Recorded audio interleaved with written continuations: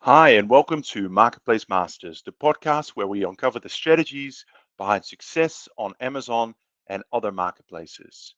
This episode is brought to you by Merchant Spring, the leading analytics platform for Amazon vendors and their agencies.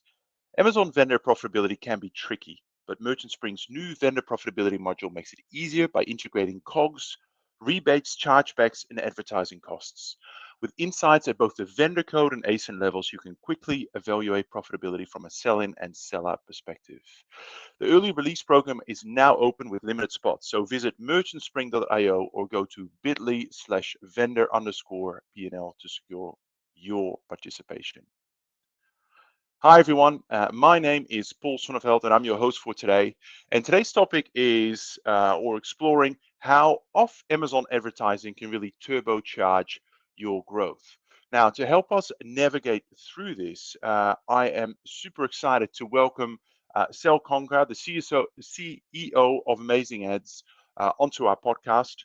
He runs an internet marketing agency specializing in optimizing all aspects of your client's Amazon advertising, which includes off Amazon, of course, and it's a certain area that he specializes in. So Sel started his career as an affiliate relationship specialist and expanded his skill set to plan and manage integrated marketing campaigns that include email marketing, content marketing, social media, mobile, and display advertising. Certainly sounds like the right person to have on the podcast for today's topic.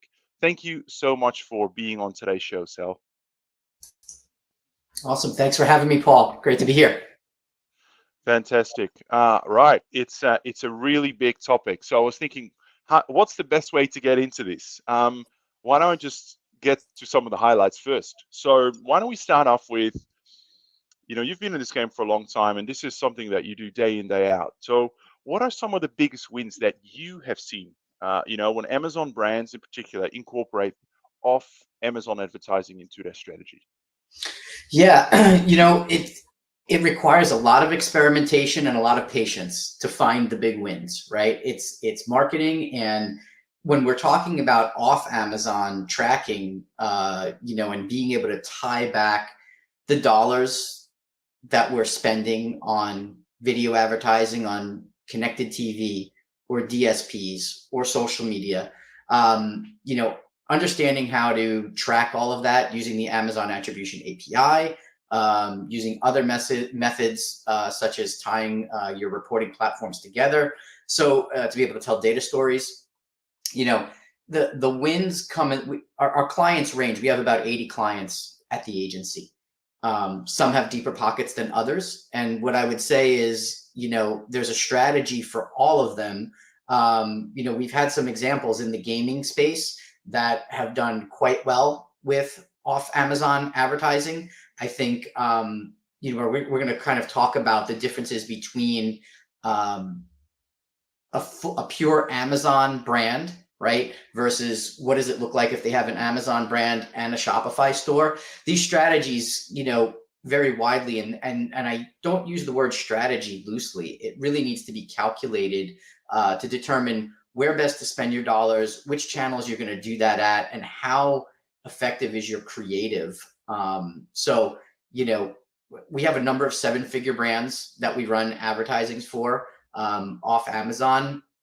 Um, so I hope that answers some of your question there. Maybe you were looking for like a big number and more like a case study type thing, but I didn't have one prepared for today. But we've got tons of clients that are doing off Amazon advertising successfully, and they all do it in different ways. I think that's really the interesting part.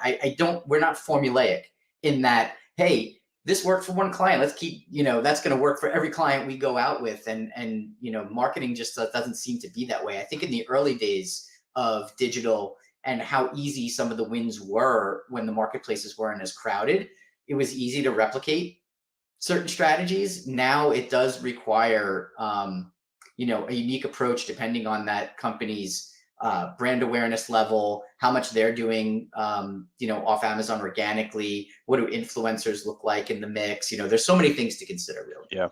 Yeah, and I completely understand. And even your example earlier around gaming, obviously that's requires a specific approach. I think the takeaway there is, every client here needs to have a very considered strategy in terms of what really works for them. I am going to push you a little bit in terms of I'd love to. Are you able to expand a little bit on that gaming example? Because I'd love to maybe hear a little bit about an example where you've taken a really unique context, unique brand, unique category, and applied a specific strategy to that. Is there anything there you can talk to? Obviously, I'm conscious of client confidentiality, and I'm not asking for commission or Yeah, exactly. any That's it. So information yeah, here. I can, yeah, can't really talk about and discuss, which client that might be at this time. But the reality is we've been doing a ton of advertising on Google's platforms as well as Meta. And Google's platforms includes not only like Google Search, Performance Max, PMax, and YouTube advertising. I'm a big proponent of YouTube and connected TV. Those strategies combine to build a big upper funnel audience, right? And looking at what your CPMs are like to understand how much reach you're getting for the ad dollars you're spending, tying the audience to the creative contextually has been a big part of that strategy.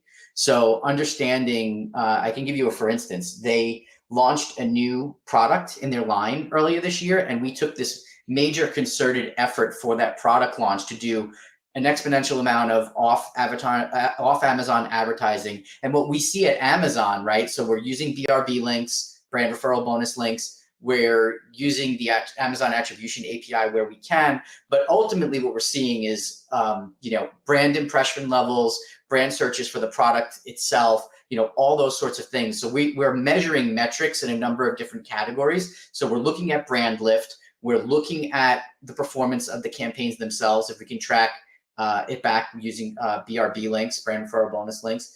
And then we're looking at the creatives, like from a YouTube perspective, we're running number of different creatives to a number of different audiences to understand which ones are resonating, and we'll kind of break that down more as well. But that's kind of a summation. It's one of the bigger campaigns that we've run recently, and now we're doing some additional add-ons to that in Q4, where we're actually going to be adding the Amazon DSP on top of that as well. So, Right.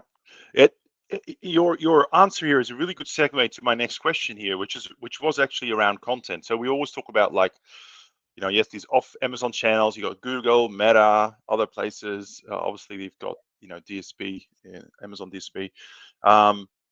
But the other part of this is what content, right? Obviously, what audience, what content.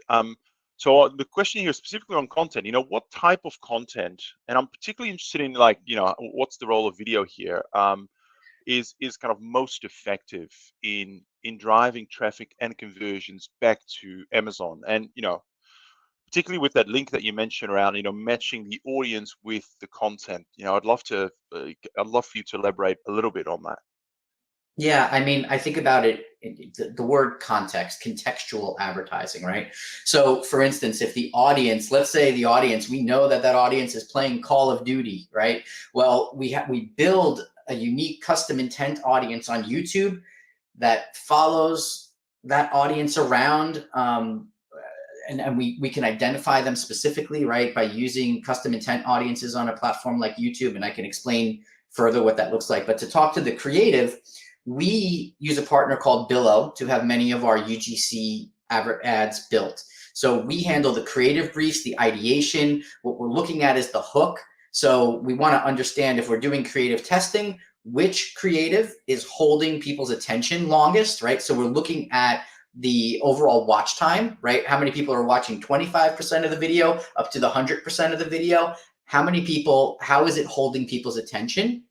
And then the next metric we're looking at is interaction rate or click-through rate. Which ad is getting people to actually take an action, right? The next step of that, especially because we're steps away from the transaction, right? I'm on YouTube or connected TV. I'm interrupting somebody's broadcast. Skippable ads on YouTube, we're all familiar with them. We all hit the skip button many times, I'm sure. But understanding how to create that creative specifically for an audience, right? That's really what we're talking about here. I'll give you another example where we have a new a startup in the pet treat space, and their audience is very specific. The audience themselves is health conscious. So the owner, right? We're not speaking to the pet, we're speaking to the owner, right? It's like, they're more health conscious. They're the crunchy granola, Whole Foods, Trader Joe's audience. We know that those creatives, we can't just go out and build a bunch of creative around dogs getting pet treats,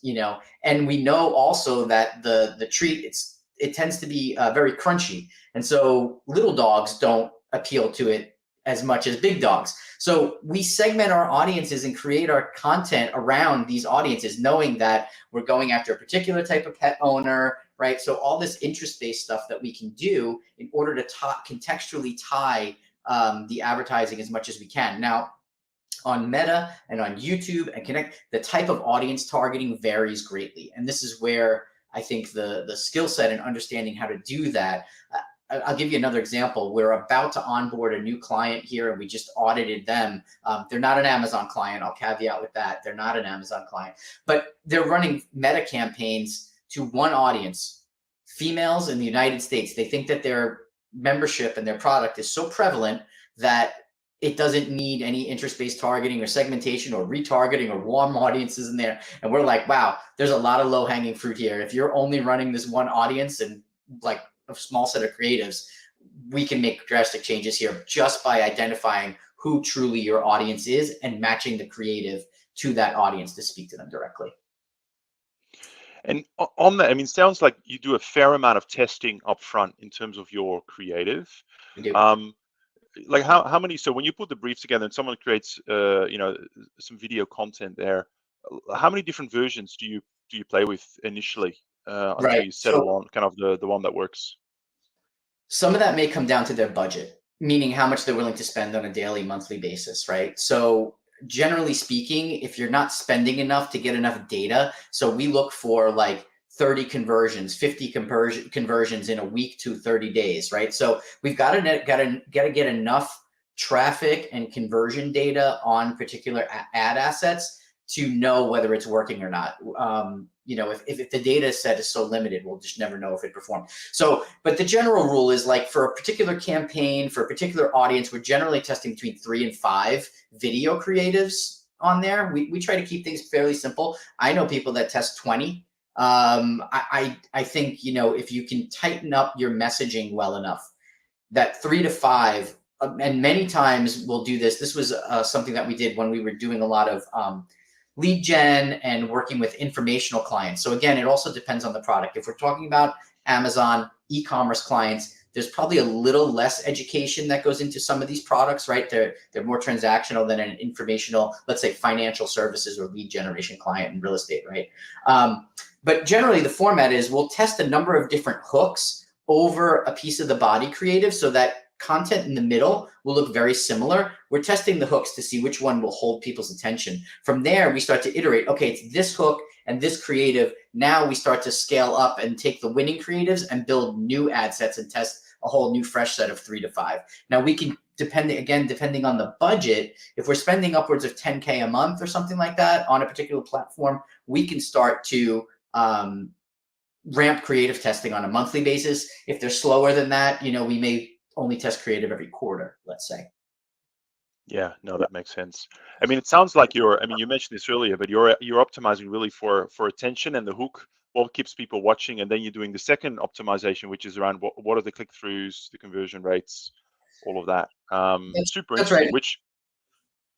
So I was just gonna like slight supplementary question there, which is, are there some fundamental checks or things that you're looking for in terms of video advertising, video content? Like over the years, have you just learned like if the video needs to have these 3 things to at least be effective? Are there any kind of rules of thumb to quickly assess whether you just should throw out a piece of video before doing anything else? Yeah, I'll give a shout out to a colleague, Tom Breeze, who's over across the pond from us, and he was known for his YouTube advertising strategies called the Educate method, and that really opened my eyes on how to structure videos properly. A lot of that was for long form educational content, but you can condense that philosophy down. And Educate is an acronym for and I'm not going to go into it. You can look it up online. Tom Breeze, the Educate video methodology. And you can condense this down. And like I said, so you have a hook, you have a piece of education about the product, depending on if we're going to talk about features, benefits, problems. What does it look like in the middle that I need to educate that consumer on? And then some sort of CTA, right? Where am I driving them? Where am I sending them? But it's all about identifying, like, it doesn't matter the creative. We're talking a lot about video, but it doesn't matter if we're talking about A+ content on Amazon. It doesn't matter if I'm talking about a landing page on a Shopify website. Many brands are really good at talking about what they do. And this may sound familiar to people who listen to Simon Sinek or read the book Start With Why. So if you're really good at articulating your benefits, the features of your products, you need to take the features and turn those into benefits. Right? So we need to be problem solving. Every single product on the planet that sells solves a problem for someone, whether that's as simple as I need a gift for my spouse, right? Or whether I'm buying something more complicated for my health, right? A supplement, or if I'm buying a piece of gaming equipment, a gaming accessory that's going to improve my ability to play. So the features are one thing. Oh, it's got neon lights and fast control buttons and all this stuff. Well, what does that translate to? We actually did a Father's Day campaign for this client that we created UGC videos, and we were like, how great would it be around Father's Day to show a father playing with his son, and in order to keep up with his son, he needs this accessory so he can crush his son in the game, because his son is just, a master because he's sitting there playing 12 hours a day, and dad just wants to be able to get in there and jam in. And so we created this video concept around that performed really well for that gaming client. So again, it's about the benefit. What is the net benefit of the product? And so storytelling and video creative that just lists a bunch of features is not going to get you there. It's boring. It doesn't tell a story. It doesn't make the person watching the video feel like the hero in the story. Yeah. What are the problems you're solving, right? How does it help me? For sure. That's right. So there's sort of a question behind the scenes here, which is around, we're talking from the context of, brands that operate and probably also advertise on Amazon, right? So of course, then the question becomes, ad spend's already taking a fair amount of the profit margin on Amazon. So what is your steer to brands on balancing off Amazon activities, investment, advertising versus on Amazon? What sort of, is there a ratio? Is there a rule of thumb? Or even how do you have that? I'm sure your clients ask you all the time, right? Sal, how much, we're spending $50,000 a month on Amazon, what's the right number? Or how should we divvy up the 50,000? Right. How do you respond to those questions from clients? So I think it's important to know what Amazon is. It's a transactional marketplace, right? If I'm on Amazon already searching for something, think about your own behavior and how you get there. For instance, if I saw a product on TikTok, and even though it's in the TikTok shop, I'm probably likely to go to Amazon. I know because I've done it. Search for that brand name, that product, and price compare it just immediately. I wonder, is the TikTok deal really as good as they say? Is it the same price on Amazon? What does that look like, right? That's a simple example of how transactional Amazon is, right? TikTok is the upper funnel showing me and introducing me to these new brands, right? And Amazon is the place I may go purchase it. Even if I saw it on the TikTok shop, even sometimes if the TikTok shop deal is better, I'm like, well, I could throw it on subscribe and save at Amazon. There's a lot of benefits to the marketplace that Amazon has built. We know it's why all these brands are there. You could argue whether it's crowded now, overly crowded now, or not. What does that look like? To answer your question about balancing budget, this starts to come down to a fundamental question of the brand. Are they ROAS driven, transactional driven, meaning they're in the stage of their business that every single dollar that goes in needs to turn a profit and a specific return on ad spend? Every client engagement we have starts with budgets and goals. So we're asking them, what's your ACOS goal? What's your budget, right? And that's specifically for Amazon plus other channels. And what does that look like for them? If they have no brand awareness, if they are a startup, right? Any brand that gets started on Amazon, if they don't have traction for somewhere else, they will be fighting a very difficult battle on high CPCs stiff competition, no reviews, right? And how are they going to build that? So they need off Amazon advertising, right? It would be very difficult for them to buy their way in from like Amazon PPC traffic to build the brand transactionally, unless you can be the price leader, way undercut price. I've seen examples of this as well for like supplement brands and other things. Print on demand, wall art, like it depends on your product category, right? If you can be the price leader and build momentum that way, that is certainly an option. And so you could look at that as part of your ad budget, right? Like knowing that early on to build momentum, to get sales momentum and reviews, I'm going to cut my price in order to drive momentum. Otherwise, I've got to think about all the things that happen off Amazon. Am I going to employ an influencer program? Am I going to spend money to create UGC ads? Am I going to invest in top of funnel marketing like YouTube, Mountain, Facebook, Instagram, TikTok? What is my overall media mix going to look like? So again, budgets and goals, understanding what their current business stage is, those are all major factors in deciding how to media plan for them. If you're asking about hard and fast rules, the college graduate marketer in me says, look at top line profit revenue or where you want to be to create a budget for yourself, right? How much do I need to spend? Am I in aggressive growth mode? I need to spend more than 20% of my anticipated revenue goal to achieve those. So you've got to get it. If you're in growth mode, you've got to be completely aggressive. If you're a business that's established and trying to figure out how do I just expand my audience, that's a different question. So I hope that answers it, Paul.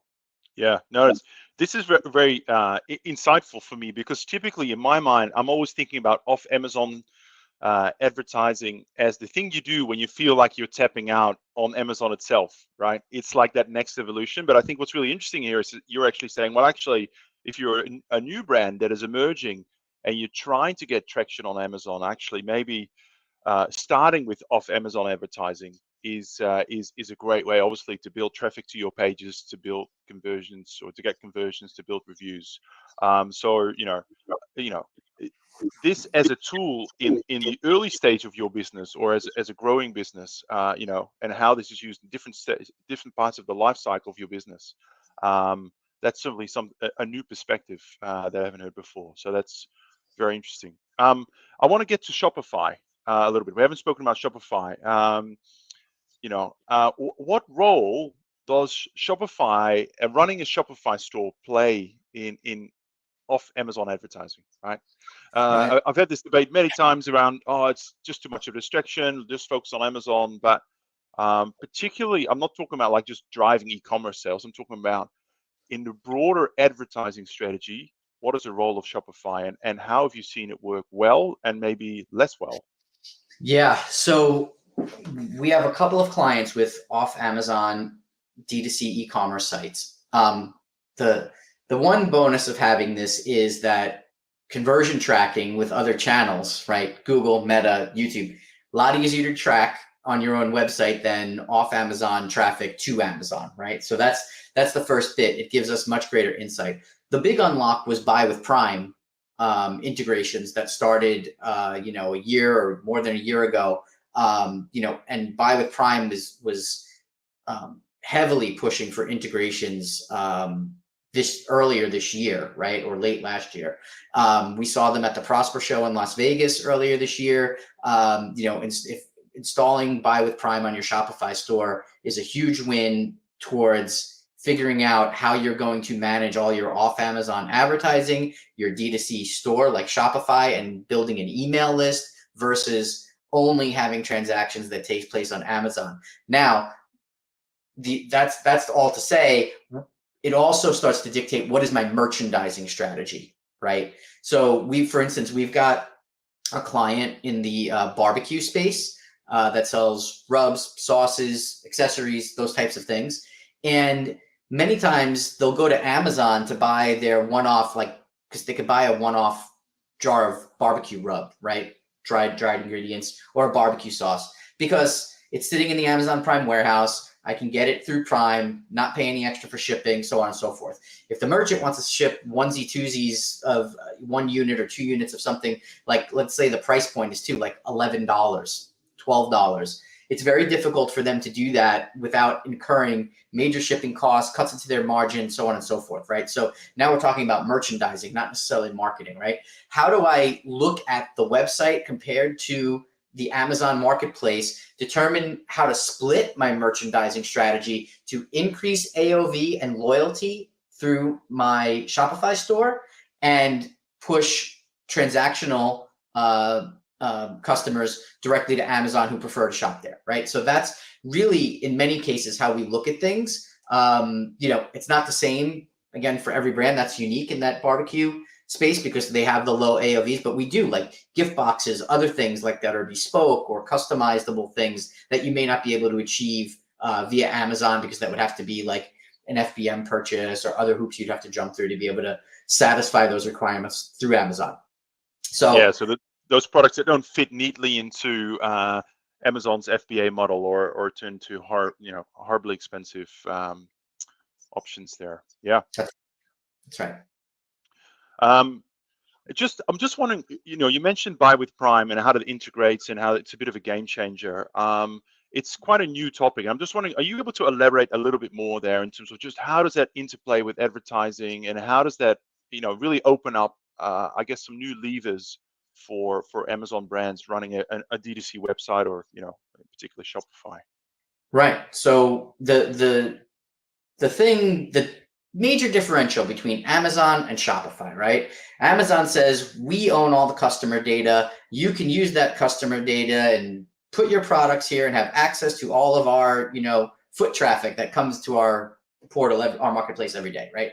Shopify says, hey, you're the brand, you own the customer, we just help make transactions easy, right? So the Shopify, those are the two worlds you're living in there, just to keep it really simple, right? With Buy with Prime, the integration on your Shopify store now, you still keep the customer data and get the benefit of somebody checking out with Prime. So, and I questioned this multiple times. I was like, so you're telling me that Amazon isn't now, they're allowing you to put this Buy with Prime, transaction button on your website, but they're not going to gatekeep the customer. I know that Sal came and bought that accessory, that bar of soap, that barbecue rub, whatever it might be. And the answer is yes. And also conversion tracking. I'm now also able to track conversions through Buy with Prime from my off Amazon efforts, my other advertising efforts. So it is, instrumental in figuring that out, especially for brands, ones that are invested in building a brand. And I've been a brand builder for many years. I buy from brands. I appreciate the brand narrative. And I think brand is where brands are what are going to win. The terminology brand, though, is going to change. It has changed because of influencers who are starting brands, right? And it's not the big conglomerates like, Nike still continues to do a good job of being able to hold its brand name and clout, but that is going to get democratized too, right? I mean, we've seen it already. It's not a new thing that we have independent brands popping up, Shopify store brands popping up all over the place. So the question for many of them is, and so some people just have this hard line. I don't want Amazon to have my data. I want to control and own all of the customer data, right? I'm the one putting in the blood, sweat, and tears. I'm the one who's got to do the shipping, all that type of stuff. And then there's others that realize there's a benefit to having a split strategy, whether you can do that through merchandising or whether it just makes sense to have all of your products there. We were talking to a luxury brand recently, and they were like, we've not really found a lot of success on Amazon. Well, I was like, they were like, what is the propensity of somebody who's going to spend $350 on a hat or a handbag on Amazon? Will people do that? And so, we don't know that question yet. This was a sales discovery call we were having. But my first thought was like, well, there's two things you can do. You can use Amazon to get people introduced to the brand because you have tons of overstock items sitting on your website that you're selling at a discount already. So let's flip that strategy. Let's put all those things there on Amazon. And now you've got people introduced to the brand who maybe may think the brand is aspirational and they're looking for a deal and want to shop on Amazon. So you're opening up the gateway to them to get introduced to the brand, right? So there's tons of strategies we can come up with to figure out what's the benefit of Shopify for Amazon, buy with Prime, how do we merchandise and market those things, right? Yeah, very interesting. I'm looking at the clock, and we've gone past the half an hour mark. So I do want to throw in one last question here for yourself before we wrap up. And that is, what are the things that brands shouldn't be doing? In other words, where do you see brands make the biggest mistakes when it comes to trying to drive traffic from outside Amazon to their listings? Yeah. What do you see as you sort of onboard new clients and you open up the hood and see what they've been doing? You know, what are the things that you see and go, guys, that's not great. And you know, what advice do you have for our audience? Don't put all your eggs in one basket. Don't assume because you ran a small test with one video that off Amazon advertising doesn't work, right? I mean, that's just it's you know I've seen this before. It's like, oh, social media doesn't work for me. Well, let me see your social media, and you look, and it's like they post once in a blue moon, and once a week, or they haven't really developed a strategy around it. So what I would say is most people will start to get into off Amazon advertising with very little strategy because it's easy to create a Facebook account. It's easy to create a YouTube account, but it's not easy to construct the creative. Even if you use a platform like Billo, we found that, unless you're really skilled at creating the creative brief, the brand narrative that you want for the campaign, it's also not going to work well. So, make sure you've got somebody who really understands how to construct a proper video from beginning to end, and understands how these channels all play with each other. Those are the biggest mistakes, I would say. And the more you light up more channels at once, we call it the halo effect. You're just going to have this rising tide, because one channel is going to feed another, and you're going to have remarketing, and you now have an omni-channel presence, right? So relying on one channel, and I know it's hard. People can't do all things at once. But as you conquer channel by channel, you'll start to get a feel for what's working and how to expand. So great. We're out of time, Sal, so I'm going to have to wrap up, unfortunately. But thank you so much for joining me today. Your expertise really helped clarify some of the complexities around off Amazon advertising. Actually, you've changed my perspective on a lot of things, or you've added to it. Let's put it that way. So super helpful, and I appreciate you sharing, some really practical tips and insights as well. Now, for those audience members that are watching live or maybe watching this on demand after the fact, what is the best way to get in touch with you if they may want to follow up with you on some of these topics?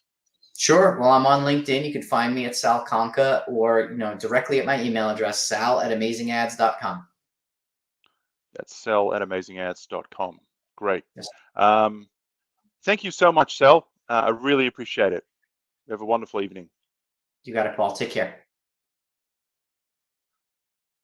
And that is a wrap for today's episode of Marketplace Masters. Thank you so much for tuning in to today's discussion on how you can scale your brand using off Amazon strategies. Now, if you are looking for more insights, don't forget to check out our video on demand library at merchantspring.io for a real wealth of content. And of course, if you're looking to take your Amazon analytics and advertising analytics to the next level, don't hesitate to reach out to me, and I'd love to direct you to one of my colleagues who can show you how we can support you on that front.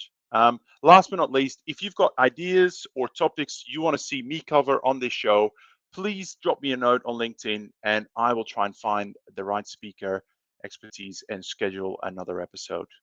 Until next time, take care. Bye-bye.